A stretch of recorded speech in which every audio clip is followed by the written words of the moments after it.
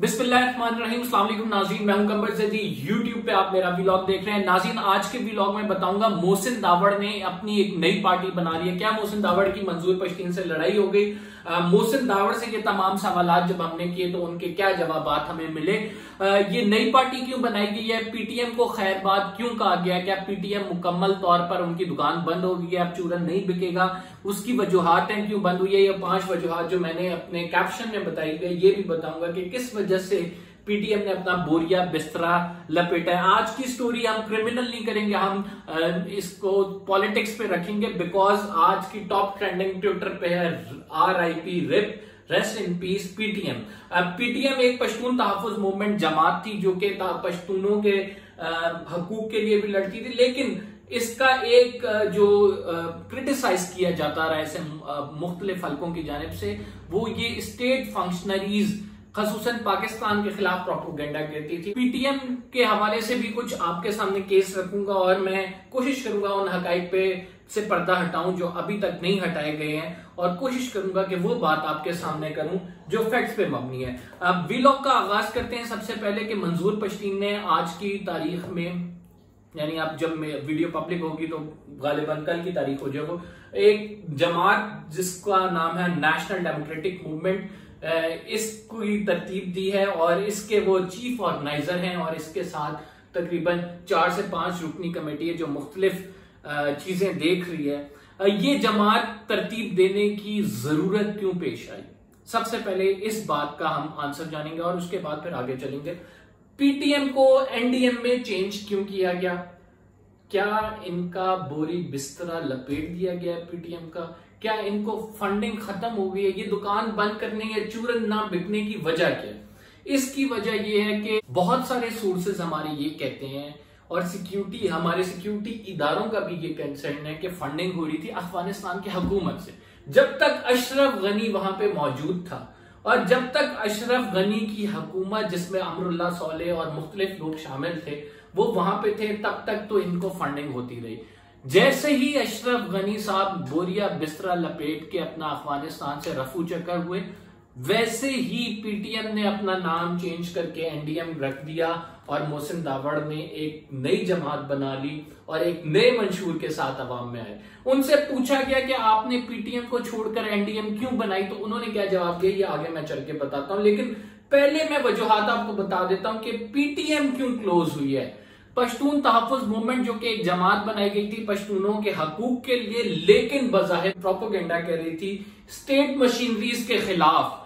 तो मैं आपको वो बताता हूं कि हमारे मुताद्दिद मिनिस्टर्स ने ये बयान दिए कि पीटीएम इंक्लूडिंग DGISPR के पीटीएम जो है वो रियासत मुखालिफ सरगर्मियों में मुलव्वस है। पीटीएम को फंडिंग हो रही है अफगानिस्तान रॉ और एनडीएस की फंडिंग से। ये जमात जो है मुख्तलिफ सरगर्मियां कर रही है। इतने बड़े बड़े जलसे कैसे हो रहे हैं, ये कहां से आ रहा है पैसा, ये तमाम सवालात वो उठाते गए। लेकिन इन सवालात की तस्दीक आज हुई है कि जब अशरफ गनी की हुकूमत चली गई तो पीटीएम भी नहीं रही और वो एनडीएम में तब्दील हो गई। अब एक नई सियासी जद्दोजहद, जिसको उन्होंने कहा है कि एक सेकुलर जमात बनाई है, और इसका मंशूर भी मुकम्मल तौर पे सेकुलर रखा है। उन्होंने कहा कि एक सेकुलर फलाई रियासत का कयाम हम चाहते हैं, जिसमें तमाम लोगों को इक्वली ट्रीट किया जाए, मजहब की इसमें डिस्क्रिमिनेशन ना हो, ये उन्होंने मंशूर रखा है। और उसके बाद बहुत 3-4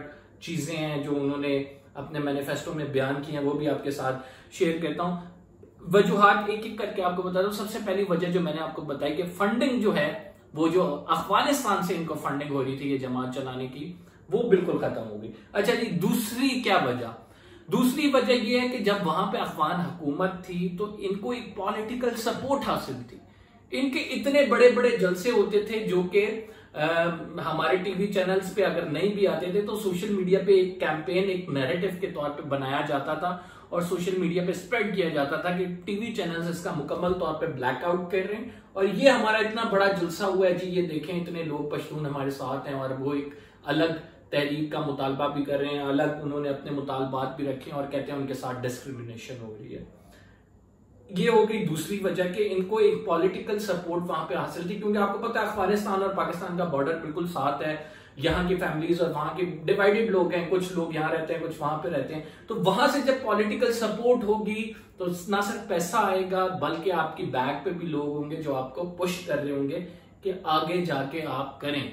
तीसरी चीज ये है कि हर मुल्क जो है एक प्रॉक्सीज का सिस्टम रखता है। अफगानिस्तान ने पीटीएम को अपनी एक प्रॉक्सी के तौर पे एनडीएस यूज कर रही थी पाकिस्तान में, और वो प्रॉक्सी के तौर पे इस वजह से यूज कर रही थी कि जिसका आपको पता है नाज़रीन के अक्सर हम बात ये कहते हैं कि पाकिस्तान में सऊदीया और ईरान की प्रॉक्सी लड़ी जा रही है, शिया सुन्नी का फसाद फैलाया जा रहा है। अक्सर हम बात करते हैं कि यमन में प्रॉक्सी लड़ी जा रही है, ईरान वहां पे इन्वॉल्व है और सऊदीया भी इन्वॉल्व है, और वो वहां का तनाजा इस वजह से वो दोनों ममालिक वहां पे लड़ रहे हैं।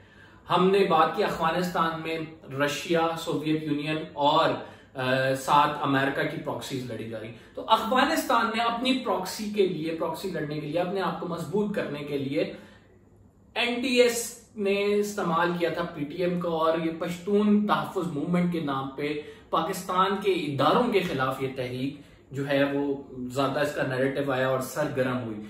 तो प्रॉक्सीज नेटवर्क को स्ट्रॉन्ग करने के लिए भी एक वजह थी कि जो है पीटीएम को चलाया गया, लेकिन अब चूंकि अफगानिस्तान में वो हुकूमत ही नहीं रही तो इस वजह से वो प्रॉक्सी नेटवर्क भी खत्म हो गया। अब कौन फंड करेगा? इनका जो रियासत के मुखालिफ एक नैरेटिव था, वो रियासत के मुखालिफ नैरेटिव को बुरी तरह से आईएसपीआर ने, हमारे कौमी इदारों ने, हमारी हुकूमत ने उसको एक फेल कर दिया। इन्होंने एक कैंपेन चलाई और वो कैंपेन सोशल मीडिया पे चलाई गई हमारे इदारों को बदनाम करने के लिए कि खुदा न खास्ता हमारे इदारे डिस्क्रिमिनेशन कर रहे हैं, जो छोटे सूबे हैं, जो ऐसे इलाके हैं जहां पे रिहैबिलिटेशन होनी है, वहां पे ऑपरेशन हुआ है, उनको वो हकूक नहीं दिए जा रहे, डिस्पाइट ऑफ द फैक्ट कि यहां से डीजीआईएसपीआर खुद और आर्मी मुताबिक जर्नलिस्ट को लेके गई है, वजीरिस्तान का दौरा कराया और उन्होंने बताया कि ये देखें वजीरिस्तान में तो रिहैबिलिटेशन और का प्रोसेस और जो तरक्की की कंडीशन है वो पहले के मुकाबले में बढ़ी है। लेकिन एक मुसलसल प्रोपोगेंडा होता रहा जिसमें सोशल मीडिया का यूज किया जाता रहा और उसमें पाकिस्तान के इदारों को बदनाम करने की कोशिश की गई। 180 फेक अकाउंट्स आपको पता है पकड़े गए थे और फवाद चौधरी साहब ने इनका जिक्र किया था कि ये कैंपेन जो चली थी पाकिस्तान के खिलाफ उसमें पीटीएम मुलविस थी और पीटीएम ने एनडीएस और रॉ से फंडिंग ली हुई थी, उसमें बताया गया है। अच्छा जी, चौथी चीज जो मैं आपको यहाँ पे आपके साथ शेयर करना चाह रहा हूं वो है कि अब एनडीएम जो है इसके क्या मकासद है। एनडीएम के अब ये मकासद हैं कि इन्होंने पीटीएम, जब मोहसिन दावड़ साहब से ये सवाल किया गया कि आप पीटीएम छोड़कर क्यों एनडीएम बना लिया, तो उन्होंने इसका जवाब दिया कि पीटीएम बिलीव नहीं करती कि पार्लिमानी तौर पर, जमहूरी तौर पर अपने हकूक का हसूल किया जाए, इस वजह से हमने एनडीएम बनाई है। उन्होंने कहा कि क्या वजह बनी कि आपने मंजूर पश्तीन को छोड़ दिया, तो उन्होंने कहा मैंने मंजूर पश्तीन को बिल्कुल नहीं छोड़ा। मंजूर पश्तीन अभी भी हमारे साथ हैं, लेकिन उनकी एक अलग मूवमेंट है और मेरी एक अलग मूवमेंट है। मैं पहले भी एक सियासी जमात का रुकन था और मैं अब भी एक सियासी जमात का रुकन हूं, यानी पीटीएम से पहले।